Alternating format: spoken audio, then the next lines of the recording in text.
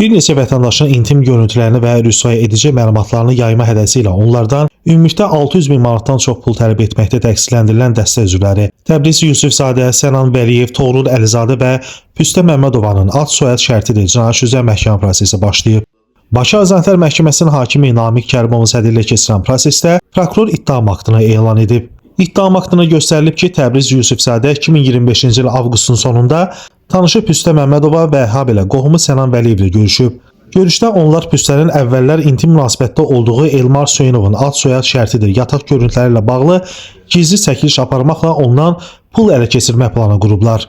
Daha sonra Təbriz Yusifzadə Elmar Söyünovun güdülməsi, yaşayış iş yeri və digər məlumatları toplayıb foto və videoları ona, eləcə də dəstə üzvlərinə tez çatdırmaq üçün Toğrul Əlizadəyə hər dəfə yol xərci kimi 20-50 manat verəcəyini təklif edib. O da bu təklifi qəbul edib. Hazırlanmış plana uyğun olaraq 2025-ci ilin avqust ayının sonlarında qrup üzvü Püstə Məmmədova Elmar Söyünovu telefon əlaqəsi vasitəsilə intim görüşə dəvət edib. Püstə bu görüşün yeri və vaxtı barədə Təbriz Yusifzadəyə, Təbriz isə qrupun digər üzvü Sənan Vəliyevə məlumat verib. Onlar bunun üçün TikTokdan satış aparılan kiçik ölçülü kameranı 110 manata əldə ediblər. Təbriz Püstə ilə birlikdə onun kirayədə yaşadığı evə, yəni intim görüşü nəzərdə tutulduğu mənzilə gəliblər və həmin kameranı da qonaq otağına yerləşdirib gizlədərək işlək vəziyyətə gətiriblər. Həmin gün günorta saatlarında Püstə Elmarı həmin evə gətirir və ona çılpaq vəziyyətdə gizli kamera olan otağa salaraq istəyinə nail olur. Çəkilişdən xəbərsiz olan zərər çəkmiş şəxs Elmar Söyünov hadisə yerini tərk edib, istifadəsində olan Toyota Land Cruiser markalı avtomobilə əyləşib hərəkətə başladıktan sonra plana uyğun olaraq Təbriz Yusifzadənin tapşırığı əsasında Toğrul Əlizadə onu güdməyə başlayır.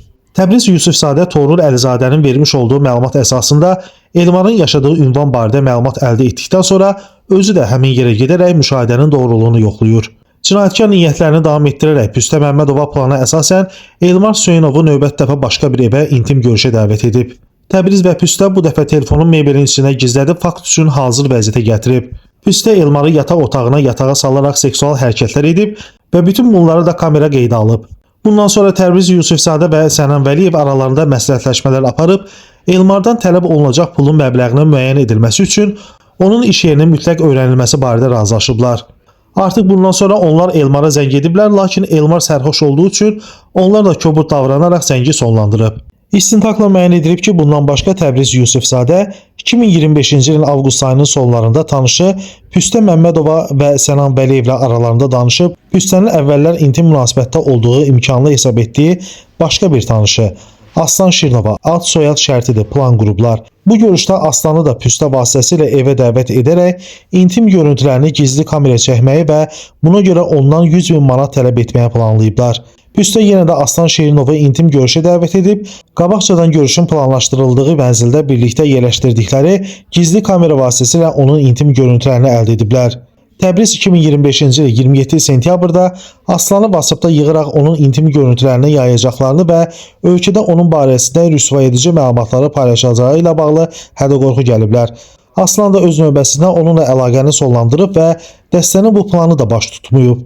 Bundan başqa Təbriz Yusifzadə 2025-ci ilin avqust ayının sonlarında tanışı Püstə Məmmədova və Sənan Vəliyevlə aralarında danışıb, Püstənin əvvəllər intim münasibətdə olduğu imkanlı hesab etdiyi başqa bir tanışı Ümid Həsənova ad soyad şərtidir plan qurublar. Bu görüşdə Ümidi də Püstə vasitəsilə evə dəvət edərək intim görüntülərini gizli kameraya çəkməyə və buna görə ondan 510 min manat tələb etməyə planlayıblar. Bundan sonra plana uyğun olaraq Püstə Ümidi intim görüşə dəvət edib, qabaqcadan görüşün planlaşdırıldığı mənzildə birlikdə yerləşdirdikləri gizli kamera vasitəsilə onun intim görüntülərini əldə ediblər. Onları WhatsApp vasitəsilə 15 oktyabr 2025-ci ildə Ümid Həsənova zəng edərək onu intim videoları ilə ölkədə ifşa edəcəklərini bildiriblər və ondan ilkin olaraq 2000 manat pul tələb ediblər. Zərərçəkmiş də bundan qorxaraq köçürmə yolu ilə onlara 1000 manat pul göndərib. 20 oktyabr 2025-ci il tarixdə hüquq mühafizə orqanlarının əməkdaşları tərəfindən keçirilmiş əməliyyat axtarış tədbirləri nəticəsində qrupun üzvləri Təbriz Yusifzadə, Püstə Məmmədova,